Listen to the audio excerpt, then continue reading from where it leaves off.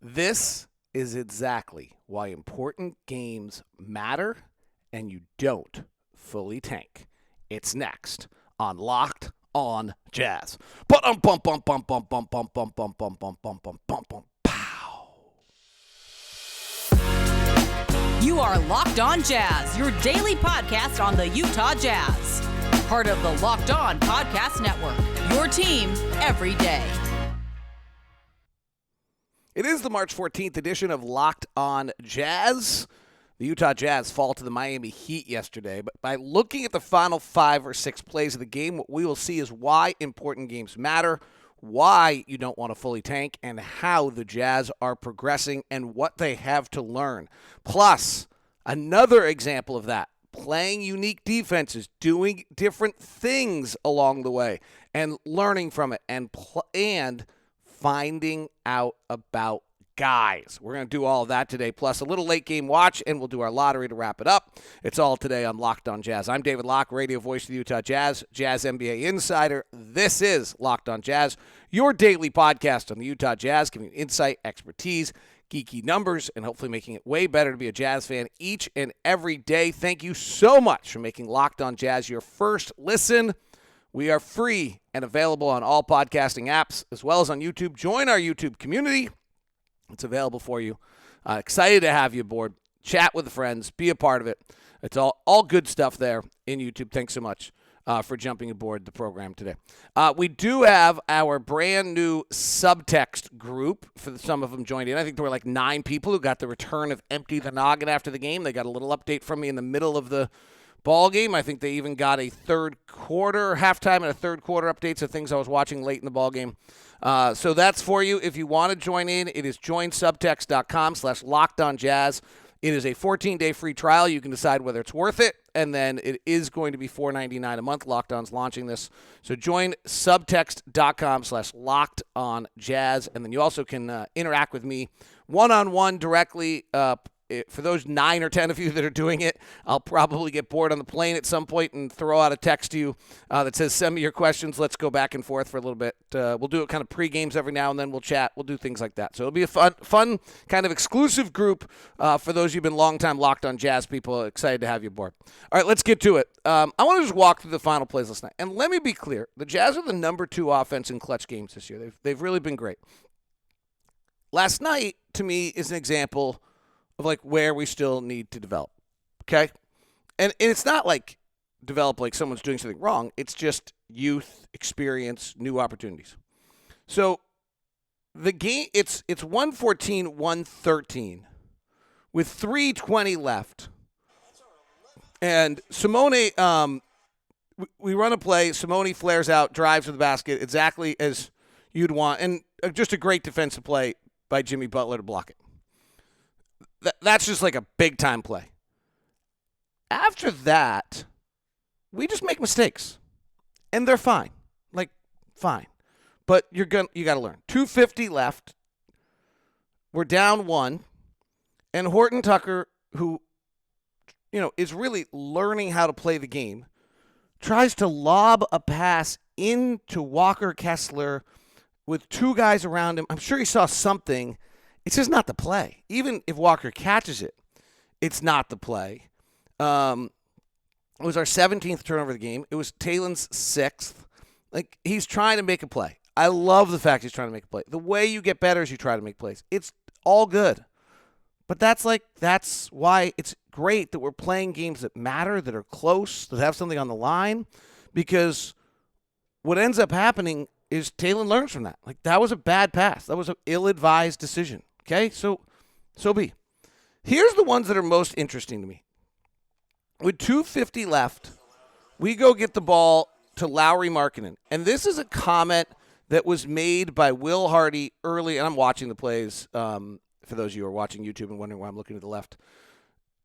Will Hardy talked about that almost everything they've done all year with Lauri Markkanen is getting him the ball on the move, that he comes off curls. And early in the game, we did a great job of he got plays on the curls, and he got open on curls. And, they run this action out of the corner where if you go under it, he pops out for a 3. And if you trail him, then he takes a tight route to the middle. And as the game went on, Miami got better and better at guarding this. So we're trying to get the ball to Lauri, and what I saw on this road trip, and I don't know how to explain this correctly, I saw us do specific things throughout the road trip that were based on long-term development.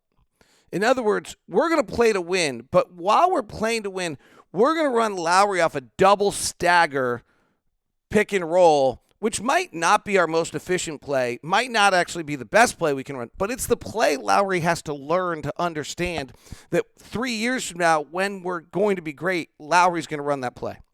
Walker Kessler guarding Markelle Fultz. Walker Kessler guarding kind of everyone last night. That probably doesn't give us the best chance to win last night, but it does begin to develop the skills and the development of what we have to win in X amount of years. So that's what I saw throughout the whole trip, just time and time again. And I think we saw it late in the game last night. So with 2:20 left, 2:30 left, Lauri gets the ball, left elbow, isolated on a smaller guy. I think it might have been Gabe Vincent, who's 6'3", tough as hell, but 6'3". And now Lauri's got to go to work. Like Lauri's got and what Will was talking about, so I don't know if I finished that thought. What Will was talking about was that what the next step for Lauri is he's getting all this stuff on curls on the move is can he create his own momentum? So right now the offense creates him momentum. He comes off a curl, he's moving, he catches on the fly, he makes a play. Can Lauri create his own momentum? So in this case, Lauri's got the ball. He's stationary. He's at the left elbow. Bam Adebayo shadowing him. Lauri's trying to work a right-hand dribble. He's got his left shoulder into the defender. He's 15 feet out. And he retreats back a little bit because of Bam Adebayo. Then he starts a second time. Then he swings through on Adebayo and able to control the dribble. Earlier this year, that ball gets knocked away.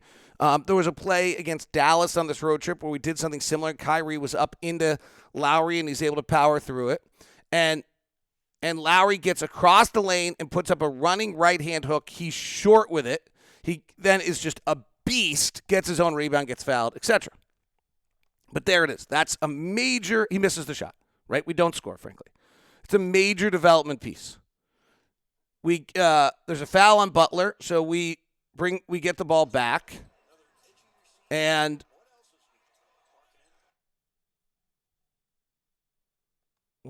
we get the ball back, and the video is now, because it's NBA.com, no longer available, even though it was available 2 minutes ago. Here it goes. Okay, so this time, we actually now go back to getting Lauri on the move. So Lauri comes off a Kessler pick. The spacing's not ideal. Lauri comes around and keeps the left-hand dribble, not right-hand dribble, left-hand dribble, like development right here. Keeps it alive and actually brings it up high and around a defender who reaches at it, gets into the lane. I thought got blasted by Bam Adebayo. I have not complained about officials very often this year. And I thought, and I'm rewatching it, and there's just no question that's a foul. Like, we just got jacked on that. God, that's brutal. Like, Adebayo jumps. He's not vertical. There's no freaking part of that that's not a foul. That's just crap. I've had no plays all year where I've been upset. That's a foul. So anyway, and there it is. Lauri goes to the basket. He should have drawn the foul, and then you would have seen that's where he's at his best. And so you're seeing those little development pieces. Then with 1:51 left, and we're going to get Eric Reed in the background again. NBA gives me Lauri tries it again from stationary, nowhere to go, and he ends up missing a 17-footer where he really doesn't make progress. And then we have the two rookie mistakes. Then we have Fontecchio shoving in the back on the review. Good challenge by Spoelstra, one of the best challenges of the year. Might have won him the game. And then Agbaji, it's great. There's a bunch of things to the Agbaji play that's super interesting. I actually talked about this with Tim, and I'm a proponent of down 2 shooting the 3 to win the game. I think, and it's actually just happened over the year. There was an edition of Locked on Jazz where I just kind of came upon it. Your odds are just much better to win the game. But I love the fact that Ochai's on the floor in that moment. We tried to run we ran a pick and roll or pick and flare with a Horton Tucker, where Agbaji came up. The next guy up was Lauri. They overplay it. Horton Tucker makes the right read. That's terrific, right? We talked about the wrong read earlier. He makes the right read. He gives Agbaji the ball. Agbaji has a gap. He doesn't hesitate. He takes a hard left-hand drive to the rack. This is a major, important moment in his career. Adebayo comes over, and I thought during live action, you can hear my play, I thought he could have handed it to Walker. Okay, fine. Like, he could have handed it to Walker. But, like, what an experience. Like, he now has had more important moments probably than Jalen Green has had in his entire career in Houston already. Like, these are the things, my subtext group has already heard that. Like, these are the moments that matter. And this is why, like, well, what are we doing? Why aren't we losing every game? Why aren't we tanking? Because these moments matter. Like, I don't know, because I'm not a good enough basketball guy, but I'm going to guess maybe a coach might look at this and say, hey, Walker, you could have taken one step in a different direction to open yourself up more for Ochai. Hey, Ochai. I mean, Ochai's going full blast, driving to the rim with 4 seconds left in a ball game. Like, I got it. Like, and Bam makes a great play. And Jimmy Butler made a great play earlier. And Miami's veteran all-stars made great plays, and they won the game. Tyler Hero was 1 of 8, and you saw him take extra time and take that shot and hit it. So, anyway, that's why these games matter. It's just so much learning, so much opportunity, so many things to go on right there. And I just thought the final moments of that game were it. And, yeah, okay, it would have been super great to win that game. But we didn't. Today's show is brought to you by Murdoch Hyundai, located at 4646 South State Street, also located in Logan and in Linden. The Hyundai car, the most bang for the buck. I tell you about it all the time. I did all the research. I looked into it. I looked at what I was going to buy. And for what I could get, safety-wise, value, features, at the price, was no question on Hyundai. So what I would suggest for you, if you're looking for a car in the market right now, is go look at Hyundai. You have to make the decision whether you like the look, whether that's the brand you want, all those kind of decisions about buying a car that seems to be more than just whether you get the best, whether it's the best value.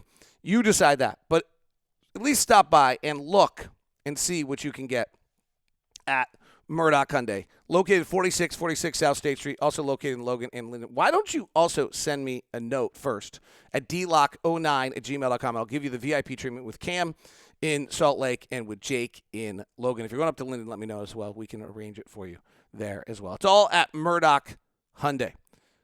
I want to welcome a new sponsor onto our program. It is called Ibotta. And you can earn cash back on every shopping trip. Ibotta gives you cash back on hundreds of grocery items, from produce to personal care to pantry goods. Either link your loyalty account or upload your receipt after you shop and get cash back. It's that easy. The average Ibotta user earns $120 a year in real cash back. That could cover the cost of an entire shopping trip, or could use cash back to buy a flight or whatever you want. For $120, it could be Typical basket of groceries was over $50 more expensive at the end of 2022 than the beginning. You can earn 2.5 times that in cash back from Ibotta, or even more depending on how you use Ibotta. Ibotta gives you real cash back, not points. Other apps give you points. They don't amount to much, but with Ibotta, you get real cash back that you can cash out to your PayPal or your gift bank accounts. You can earn cash back on hundreds of online brands, retailers when you start with Ibotta, including Lowe's, Macy's, Sephora, Best Buy, and more. Right now, Ibotta is averaging Locked On Jazz listeners $5 just for trying Ibotta. Use the promo code LOCKED when you register. Just go to the App Store, Google Play, download the free Ibotta app, and use the promo code LOCKED. That's IBOTTA in Google Play or App Store, and use the code LOCKED. Thanks so much for making Locked On Jazz your first listen of the day. For your next listen, if you want an update on all of what's going on with NFL free agency, Locked On Sports Today. I was just listening to it. Now, I am still in Miami. We're flying today if you're trying to figure out what's going on here. Can I brag?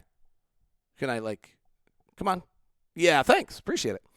Up at 7, in the gym 7:10, busted out my new workout, which Barnett Frank, dyslexia never kills, just confuses.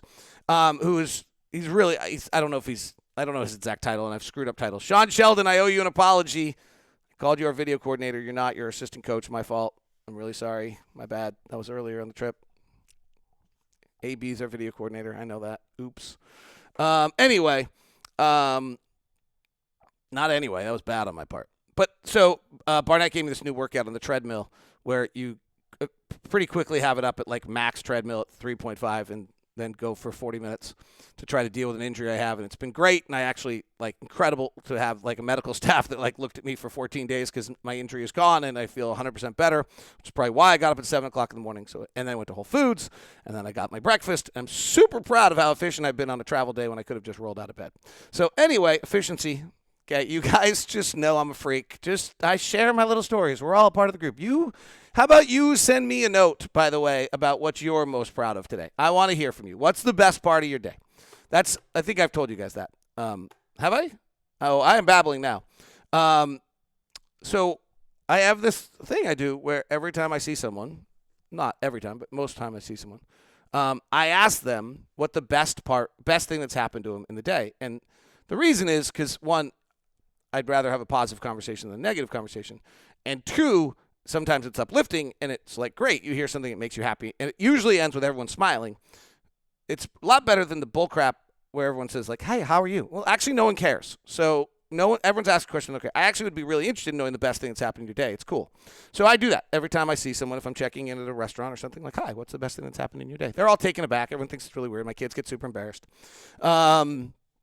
But I think it's cool. I think it's a fun way to get a positive interaction, hear positive stuff. I actually, truthfully, if you've had a crappy day, and you're not, one of my best friends in the world, I actually don't want to hear about it. If I'm being totally honest, it's not like I'm so altruistic, great person. I actually don't want your negative mojo. So I'm actually just trying to make sure I get your positive mojo. That's really what it is. All right. And then hopefully I put you in a positive light because you say it. All right. Well, let's stop that. One of the things we're trying to do right now as an organization is find out. I kind of back earlier made this comment. This has kind of been reoccurring that it was somewhere recently where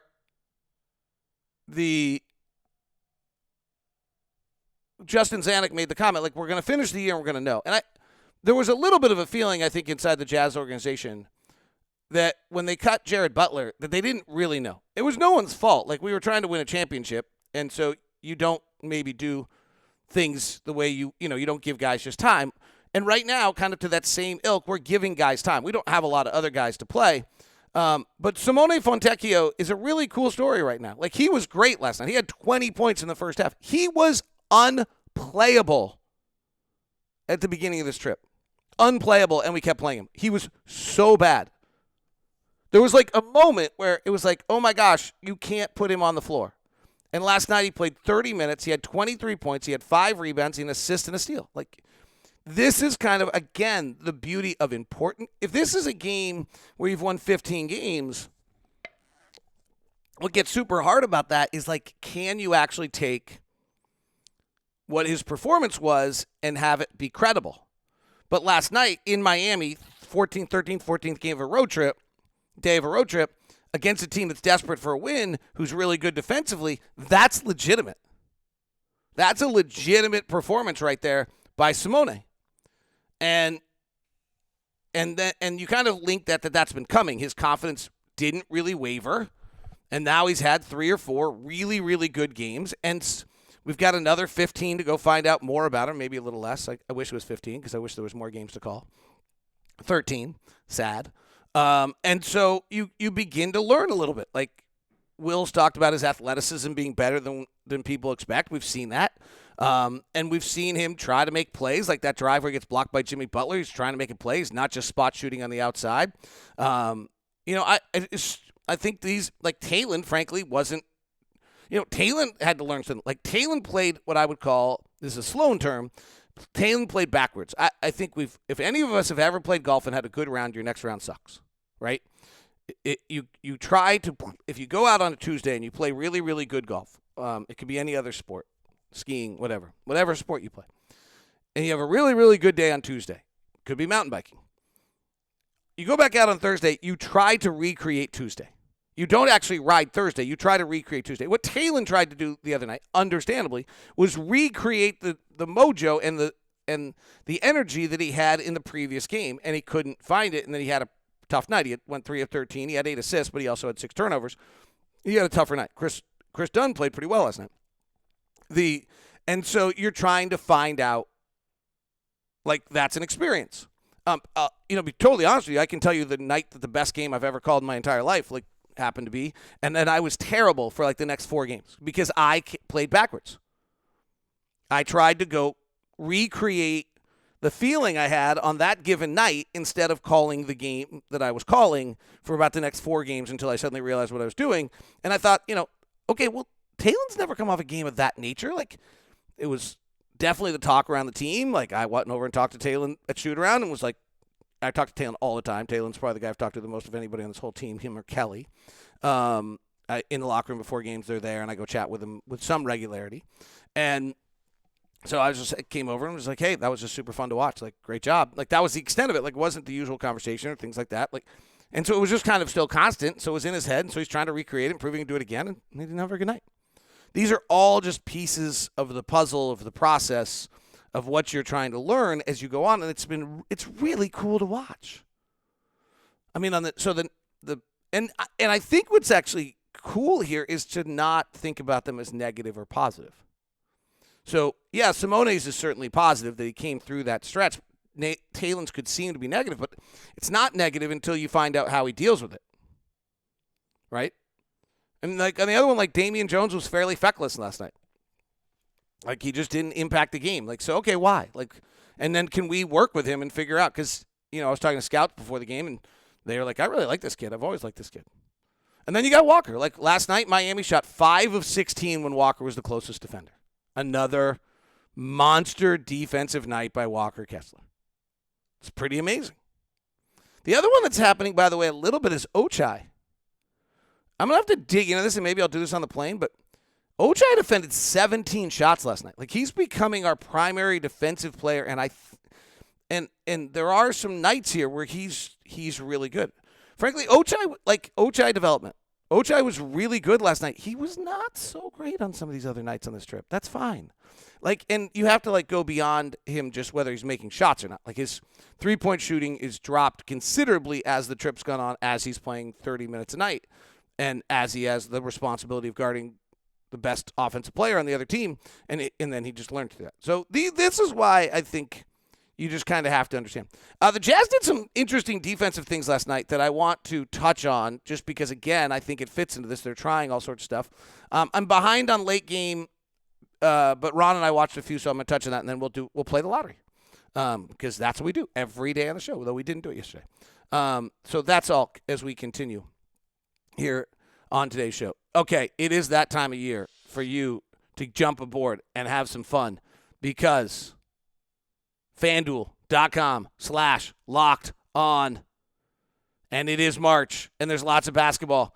And new customers get the no-sweat first bet up to $1,000. That's bonus bets back if your first bet doesn't win. Just download the FanDuel Sportsbook app. It's safe, it's secure, it's super easy to use. There's going to be a ton of basketball on television all weekend long, and this will be really fun to do with FanDuel. That's what I'm telling you. That was really weird. Jim Gaffigan, inner voice. I'm a little funky. I think I've been gone for too long. I think I need to go home. I think this show is a little off the rails. But anyway, FanDuel, you can build your best bets, do all the sorts of fun player props, player points, rebounds, assists. See so many more exclusive bets like 2x3, which is 2 3-pointers in the first 3 minutes.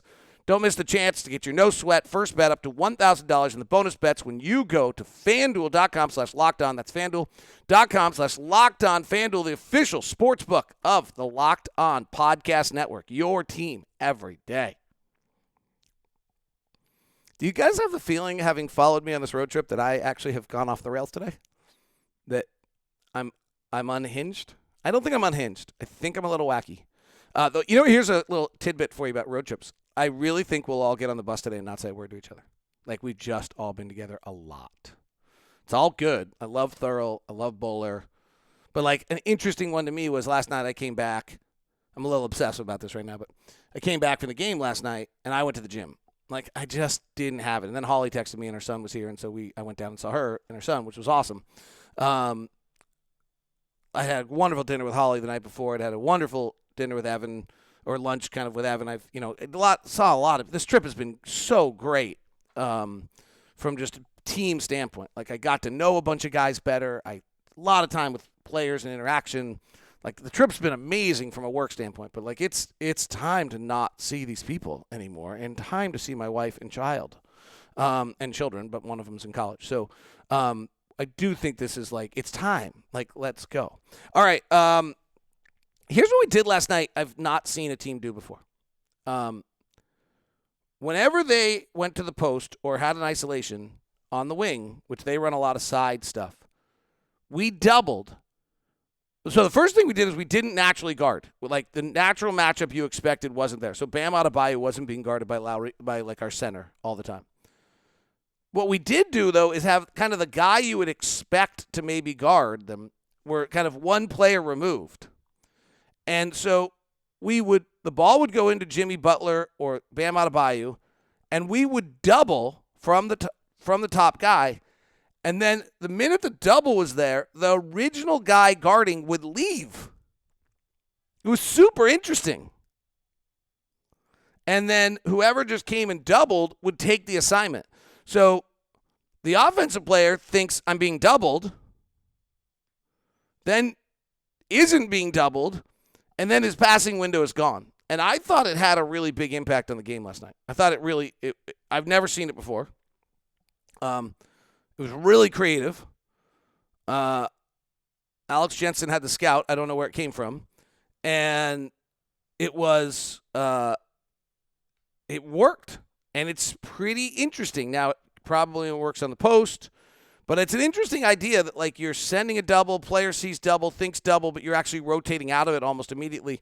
Defense has got to change in this league. The offenses are kicking the defense's butt. Like, we talked last night with Will about the idea that maybe zone comes back a little bit. I don't know if I think that's true. So something has to happen. All right, late game watch. These are all old because, well, just because they are. Brooklyn, Minnesota the other night was really interesting. I kind of like Brooklyn. They're turning the whole game over to Spencer Dinwiddie. And Mikal Bridges is coming. Like, I'll tell you that. Mikal Bridges is coming. But they're turning the whole game over to Spencer Dinwiddie. Dinwiddie decided that he had to attack Gobert. For like 3 straight possessions, got nothing. Rudy was great. But then, Brooklyn doesn't really have a center, so then Brooklyn spaced it. And we had Dinwiddie drives and kicks to Dorian Finney-Smith in the corner, and Rudy can't get out to Dorian Finney-Smith for a 3. And then there's another play where Dinwiddie drives, and Rudy can't get over to stop the drive because he's caught in the corner. And it was kind of symbolic to, like, okay, this is where, okay, Dinwiddie went old school and tried to attack Rudy on isolation, and Rudy killed him. And then they spaced the floor and took advantage of all the little things that Rudy has issues with. I talked to some people with Brooklyn recently, too. I don't know if that team wins a lot of games, but Mikal Bridges is good. Like, Mikal Bridges is the Lauri Markkanen of that trade, the Shai Gilgeous-Alexander of of the Paul George trade. And Dinwiddie plays. I mean, Dinwiddie's really good, too. Like, they got good players. I don't think they can win a playoff series, but they're not going to go away easily. Miami, Orlando, we watched. That went to overtime. Jamal Mosley, up to head coach of Orlando, did not foul Jimmy Butler, who dribbled 4 times before hitting a 3 to push it into overtime. But then Orlando won in overtime. Miami was really dead. That's why that was a massive, important game last night for Miami. Jalen Suggs is interesting. He plays so hard. He does so many things right. His shooting numbers are historically bad for a second-year player. He's beginning to make shots, but he might be worth a flyer.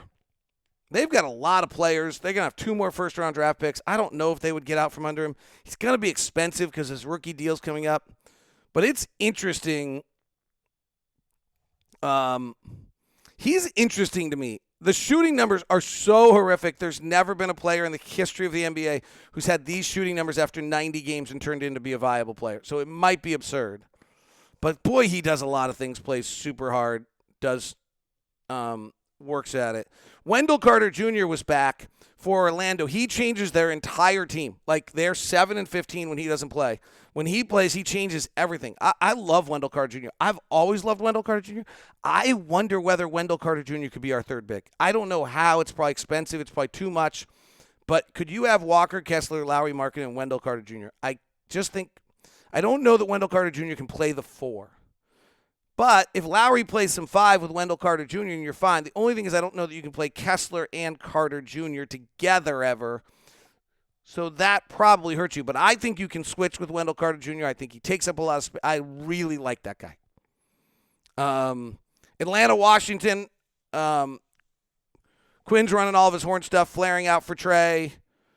Atlanta's horrific defensively. Horrific. Like, they're just a straight line to the rim. Like, he's trying to use Clint Capella as Rudy Gobert, and Clint Capella can't move anymore. So that's not good. All right, that was our late game watch. Let us have a little fun to wrap the show. All right, we are sitting in the following draft position as of today. We are the 11th pick, and Minnesota is 17th, and Philadelphia is 27th. So 17 and 27 will stay the same. We play the lottery, and the number 1 pick of the NBA draft goes to the San Antonio Spurs. Victor Wembanyama going to the Spurs, the number 2 pick of the draft, to the Utah Jazz. The Jazz leave with Scoot Henderson in the number 2 pick of the draft. That would be awesome. That would be so awesome. Detroit, Chicago, Houston, Charlotte, Orlando. And Chicago saves their pick, by the way, if it's a top 4 pick, so they would be all right. Orlando, Indiana, Washington, Portland, Toronto, New Orleans back-to-back, Oklahoma City, Minnesota holding at 17 and 27. So we get the 2nd pick of the NBA draft. Thanks for tuning in. It is Locked On Jazz, your daily podcast on the Utah Jazz. I'm part of the Locked On Podcast Network, your team every day. If you'd like to join our subtext, it's joinsubtext.com/LockedOnJazz. That's joinsubtext.com/LockedOnJazz. Have a great one. See ya.